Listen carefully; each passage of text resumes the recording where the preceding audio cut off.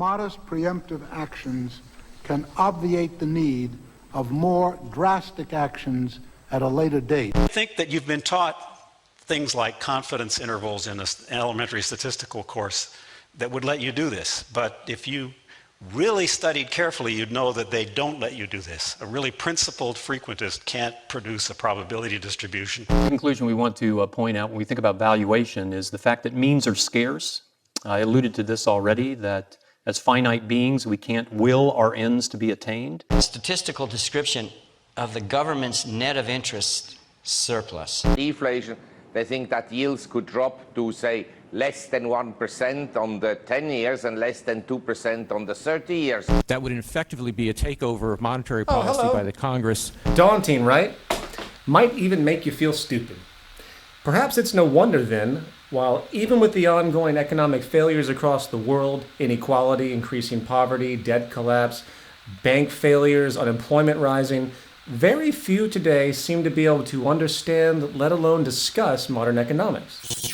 Outside, of course, the delegation game, where the only attempt at solutions people know is the mere shifting around of the deck chairs on the Titanic, assuming some new politician, central bank policy, or corporate legislation is going to save the day. Well, some years back, after coming to the conclusion that our politicians, legislators, and established authorities just might be provably incompetent when it comes to the truly intelligent management of our society, I started to look for questions and answers on my own.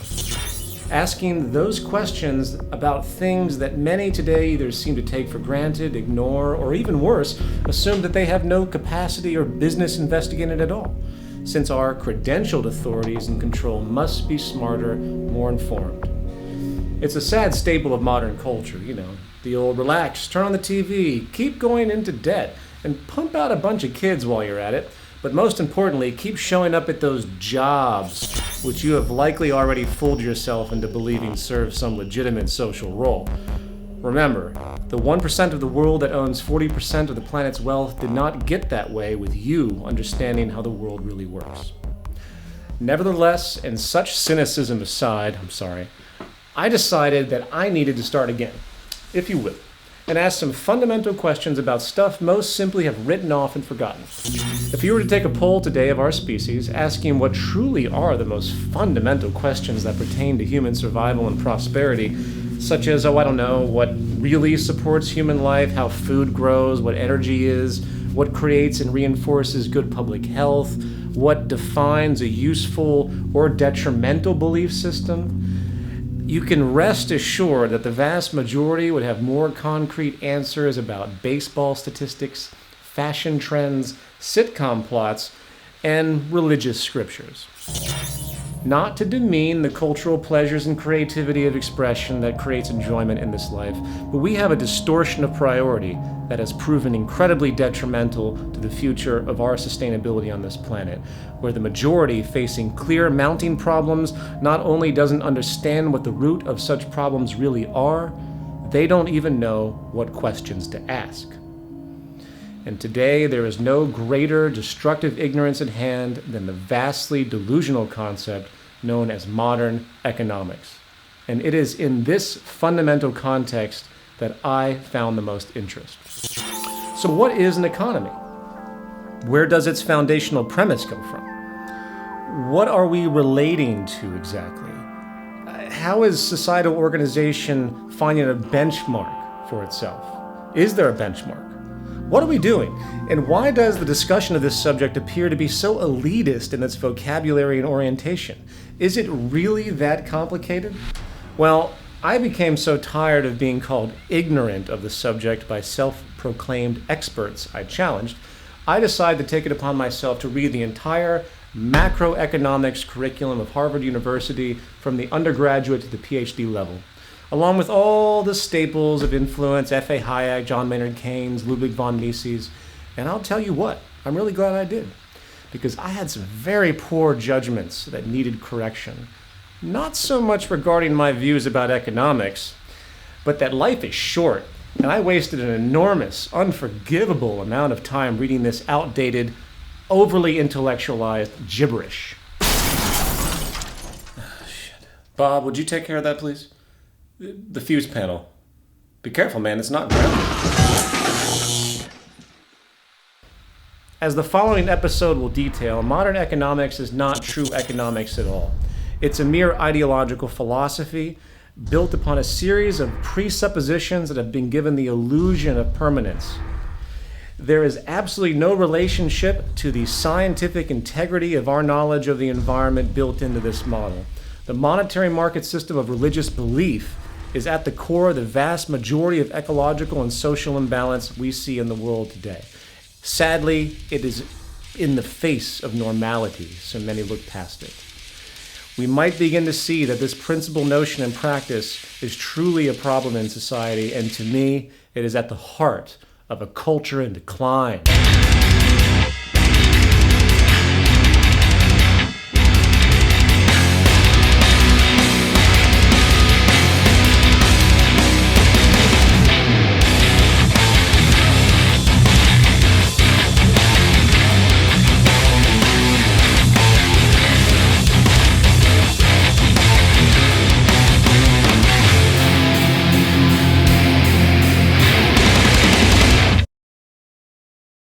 Earth. Curious little ball of rock, gas, and water, isn't it? Hard to believe this little bubble of chemical elements floating in space, basically powered by the sun, could give rise to our colorful yet rather troubling super monkey species. A species often appearing pretty serious in its interest to destroy its habitat. Though I should say, pretty serious in its interest to destroy itself. What is democracy? It's got something to do with young men killing each other, I believe. Excuse me a second. Bob, what the hell was that? The cutaway. It wasn't funny, it was just depressing. Couldn't you have found some guy shooting a bottle rocket out of his ass or something? I mean, you know what our demographic is and the point of this show, right? Okay, well, please. Anyway, perhaps our immaturity is just a phase, a tragically comedic rite of passage. No different than children that need to be burned by a hot stove in order to realize they shouldn't touch it, or what the physics behind it may be. Nevertheless, the history and characteristics of this little orb can be scientifically described with a good deal of accuracy. A couple billion years old now, a composite of gas and dust that resulted mostly from a large chemical reaction long ago, likely an exploding star or supernova. And over millions of years, this dust clustered into relatively big chunks of rock, a pronounced gravitational field emerged, our chemical elements were slowly reorganized, and conditions emerged to enable water and an atmosphere, which is what bred the first single-celled organisms. And so went the slow process of mutation into the very amusing circumstance we have today, us. Of course, you're free to believe whatever creation story you like, a rib from Adam, alien cross-pollination, primordial ooze. At the end of the day, the utility of such knowledge is quite small, and in fact, our little monkey brains might never have a complete picture of something so complex. Yet what we do know is that the universe is governed by laws, not moral or religious laws, but laws that were around long before we ever evolved a brain to understand them. Laws that very clearly point out that we either adapt to them and respect them, or we suffer the consequences. Such is the true face of God, the laws of nature. In many ways, the history of our universe is the history of our understanding of it. And we have come a long way as a species with respect to how we organize our lives around these rules. And likely the best example of this adaptation, or in many ways lack thereof, is how we think about economy, the foundation of our social survival. Many thousands of years ago, our super monkey brethren began to discover how to engage nature. We went from being completely at the mercy of the habitat, gathering our food with some hunting, living and migrating around the natural seasonal regeneration, to an agricultural revolution, learning how to cultivate food, create ever-sophisticated tools to ease labor, and, in effect, learn how to mimic nature itself. In fact, this new awareness and ever-increasing understanding to harness the processes of nature to our advantage is what has led to the vast technological innovation we see today. If nature is doing something, odds are we can understand how through these dynamic scientific principles.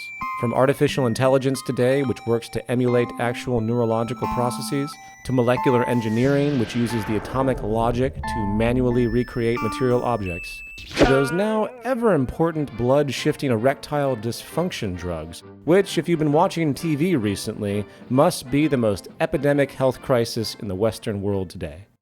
Since this revolution, human society became less nomadic, slowly merging into cities, and systems of labor specialization began to rise, along with means for exchange. Barter is a common example. You need some eggs? Maybe give some firewood you chopped up in exchange for the dairy farmer's work. Yet, such practices became cumbersome and impractical after a while, so the idea of using some rare, fancy rocks, like gold and silver, as a medium of exchange eased these transactions through a system of pricing goods in terms of their relative value. This gave birth to what we know today as the adjustable price system, which, through the public's aggregate patterns of exchange and production, creates a crude yet semi-workable logic where the prices of goods reflect the balance of supply and demand, otherwise known as the market or market value. Let me explain.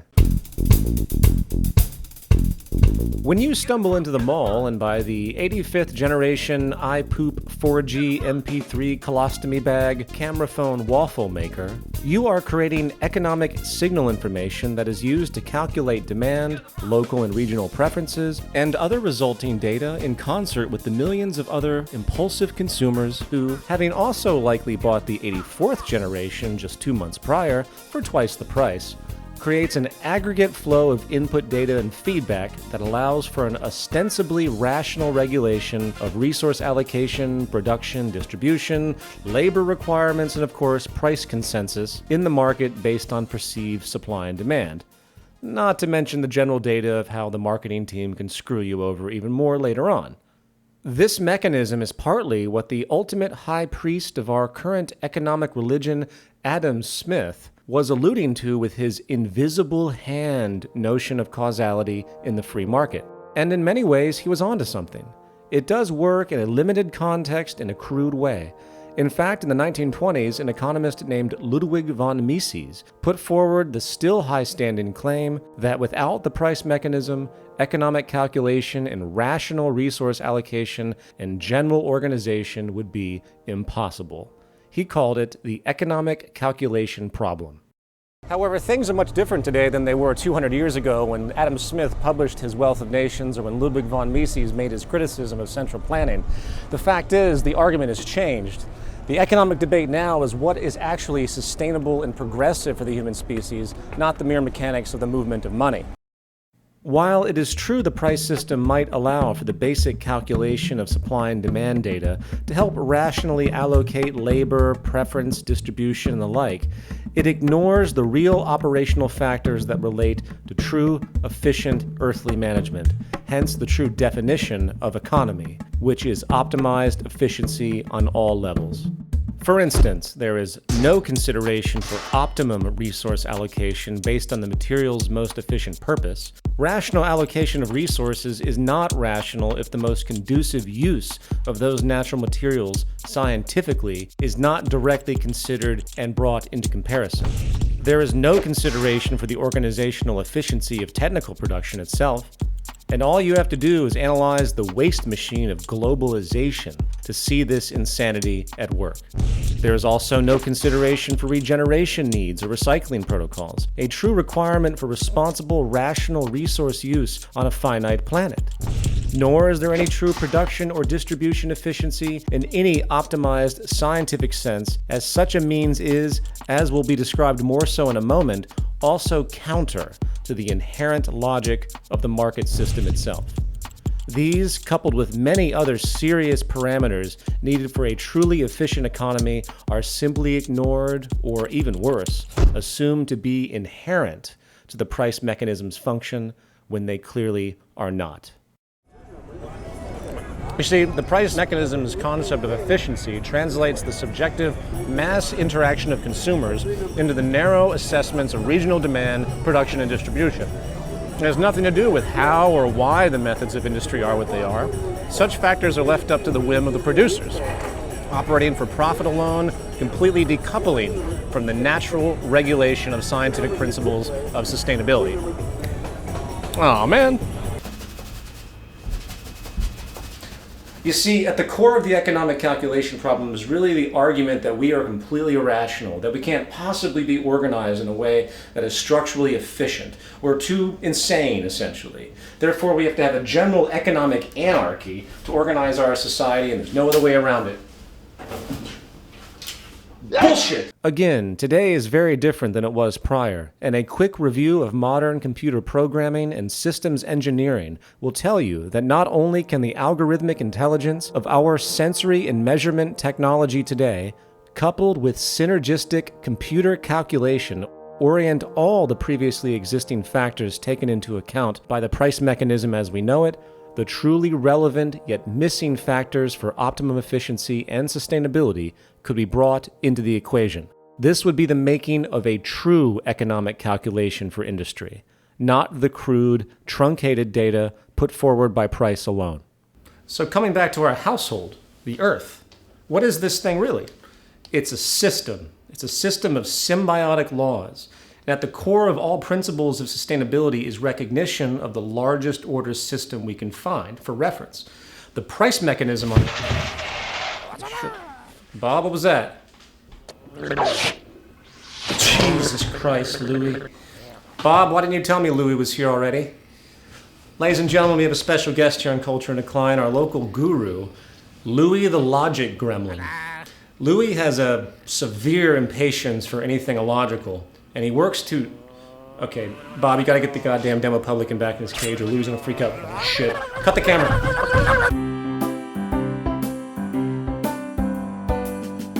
Sorry about that, ladies and gentlemen. As I mentioned, Louis here gets a little frustrated when it comes to anything illogical, and the demo publican is sort of his mortal enemy. Anyway, Louis, since we have you here, I want to ask you a few questions. Is the free market actually a good basis for sustainability for the human species? Okay,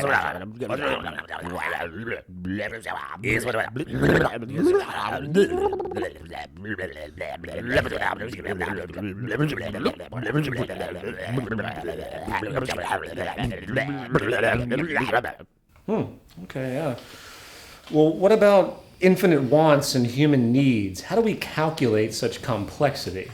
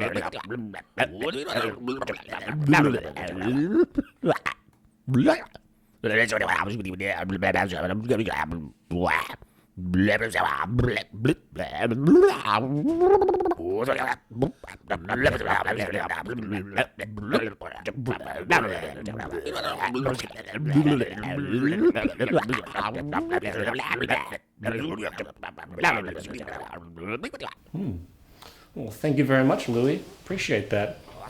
Well, there you have it, folks. However, logic aside, opinions about our economic system range dramatically. So to gain some public consensus on the issue, we now go live to our New York Culture and Decline correspondent, Big Scotty D, who's live on Wall Street. Thank you, Peter. This is Scotty D in front of the New York Stock Exchange. Today we're here in New York City just to try to talk to some people on the street and find out a little bit about what's going on in the world perception of economics. Culture and Decline, man on the street. Sir, do you want to talk about the economy? Would you like to talk about the economy? Would you like to talk about the economy? I really suck at this, but I don't think people want to talk about the economy either. I just walked to my supervisor. He told me you can do that here. Oh. However, there was one guy who was willing to talk to me. What do you feel is the definition of economics? Standing here in front of Wall Street, I'm just curious, what do you think economics is? Well, I would say that economics is really it's just based on money, the things that go on from over here by Wall Street. It's just money that makes the system, generate throughout New York City or wherever in the world. But it's just mainly a money thing which make the world go around. I know what you're thinking. You're thinking, what is this guy talking about? But in reality, he probably knows as much about economics as I know about interviewing people on the street. And it seems like most of us really don't know what the economy is all about anyway. Back to you, Peter. Man on the street. Is it me, or have you noticed that there is more for sale in the world than ever before? And I'm not referring to goods in your local store. Today, the market rationale is that everything is for sale and nothing is sacred. Need some cash? Why don't you rent out your forehead to commercial advertising? Or better yet, why don't you buy the life insurance policy of your elderly neighbor, and when she dies, you can get a nice payout. Yup, it's legal. Or maybe it's the little things that make you happy. So rather than put that blow-up doll in your car to use the carpool lane, just buy it like you can in Minneapolis. Or maybe you have an itch to slaughter that endangered black rhino in Africa. Well, you can. Costs you about $150,000, but hey, it's there. $150, boy, I can't wait to eat that rhino. Or more seriously, maybe your kids are not excelling well at school. Well, the market has a solution. Pay them. Pay them to read and get good grades, like they do in Dallas, Texas. But perhaps that's overkill, because by the time they hit college age, most prestigious universities will look the other way for admission once a nice hefty donation is made for that new library wing.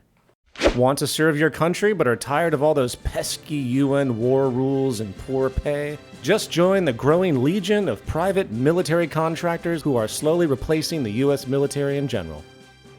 Or how about love? Need a date but don't want to wade through all the fog? Women will now go on dates with the highest bidder on some dating sites. Forget chatting, just fork out a couple $100 to entice the woman of your choice to allow you to pay for her dinner. I'm sure it will be a long-lasting relationship. Or perhaps most important, does your business need a law passed to secure profits? Well, just hire a lobbyist to influence Congress. As the prior episode of Culture in Decline denoted, there is nothing in the political and legal spectrum that is not clearly for sale. In fact, why do you think the court system allows most offenses to be cleared with monetary fines? But even if you do something really bad and you're stuck in jail, don't fret, because in some cases you can pay about $80 a night for a nice upgrade to a clean, quiet jail cell in the nice area of the prison. You name it, you can buy it, and nothing is sacred. 143 years after the passage of the 13th Amendment to the U.S. Constitution and 60 years after Article 4 of the UN's Universal Declaration of Human Rights banned slavery and the slave trade worldwide, there are today more slaves than any time in human history, trafficking about 30 million for various profit schemes. But what about ethics, you might ask? Well, what about it?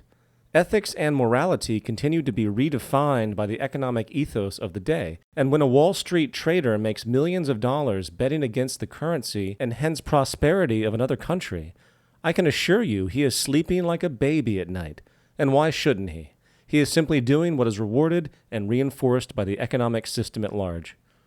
You see, the market's inherent psychology has nothing to do with anything except its own perpetuation. When you hear politicians tell you that they are invading some poor country to bring freedom and democracy, you need to understand what those words really imply. The freedom they bring is market freedom, and the democracy they bring is the democracy of purchasing power. The freedom of using money for influence, the freedom to, in fact, restrict the freedom of others. However, let's get back to this technical stuff. Putting aside the distortion of market rationale that now puts everything for sale, putting aside the false premise that the price mechanism actually properly calculates the true attributes of a sustainable and efficient economic practice, and putting aside the basic value system disorder radiating out of the overall basis of unfolding, let's now take a little quiz. Welcome to Modern Economics 101. Question 1.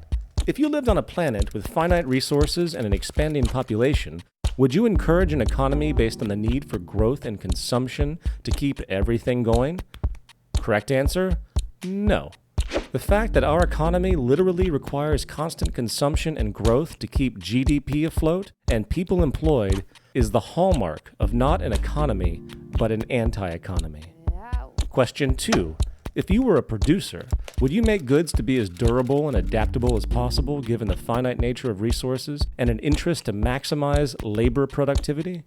Answer: yes. Today, it's the opposite, and not only are all goods inferior the moment they are made due to the cost efficiency needs for corporations to remain competitive, most companies also engage in what is called planned obsolescence, which deliberately reduces good quality to encourage repeat purchases for more profit. Question 3.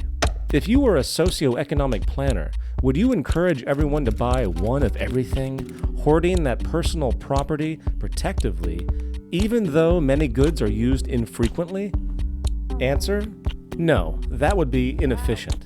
The reality that goods are only as relevant as their use would be realized, and hence a system of shared access, not blind restrictive universal ownership, would be the most rational manner of unfolding. Question 4. What about incentive? Would you push a cutthroat competitive environment where everyone is out for themselves or their little group? Correct answer: no.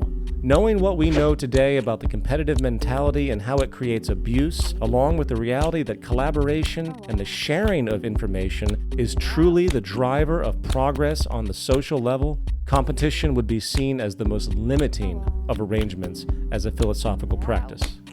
And question 5. What would be the basis for reward today? Would you require every human to submit to each other for labor as to achieve the means for survival? No, that would be crude and counterproductive given the state of technology. Modern technical capacity has the ability to increase productivity beyond anything known in human history, not to mention secure more safety and efficiency in general. To push human labor for income in the face of this tool for vast improvement is just absurd. Final thoughts.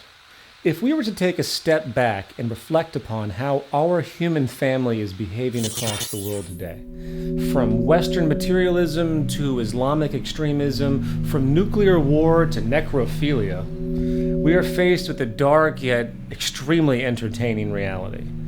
The very real fact that we are monkeys in the wild, barely out of the jungle on this planet, in the words of the late great George Carlin, inching out of the dark ages, in fact, from a period of deep fear and confusion with respect to who we are, what we're doing, how we relate to each other, not to mention how we relate to the habitat that spawned us.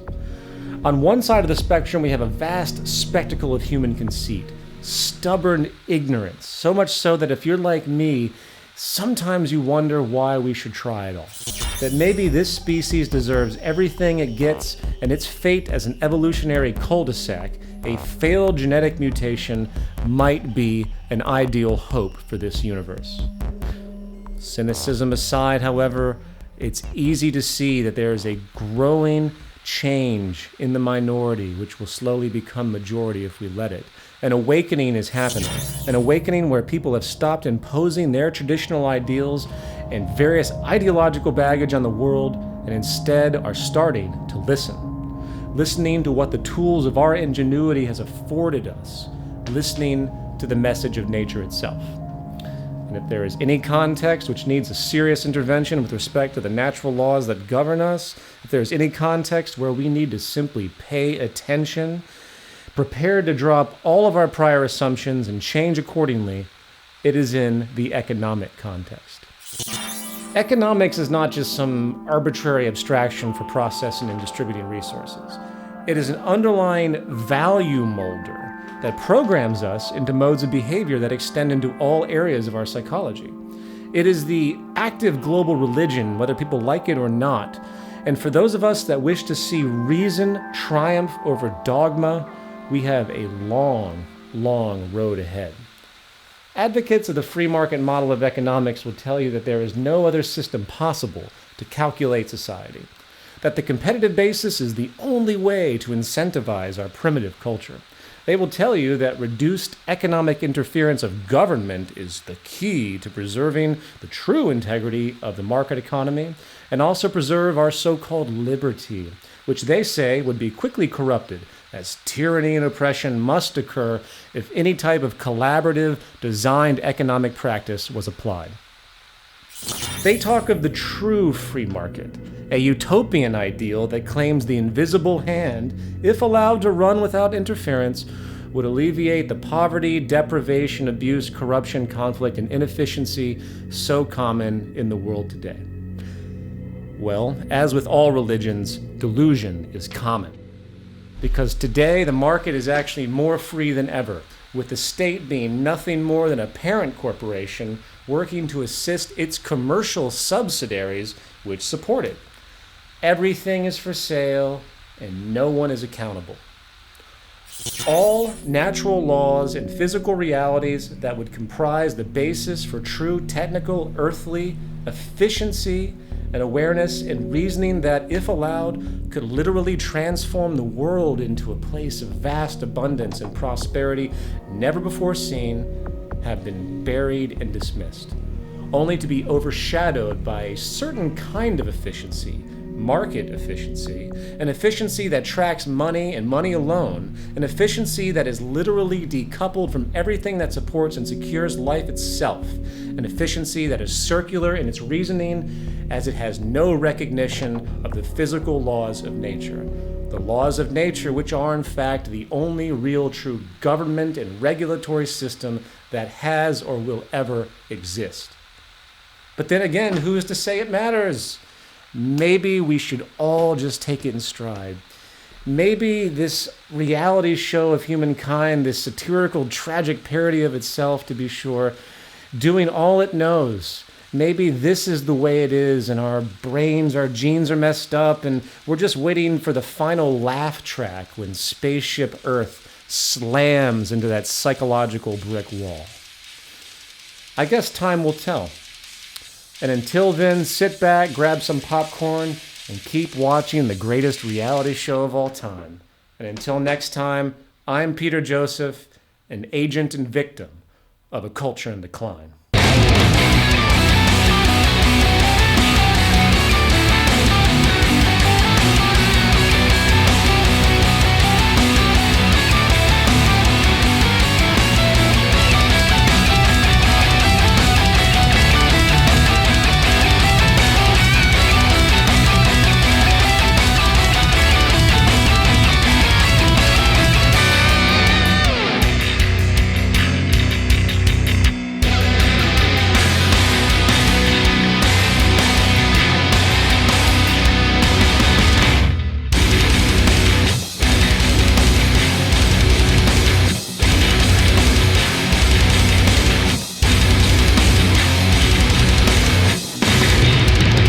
Would you like to talk about the economy?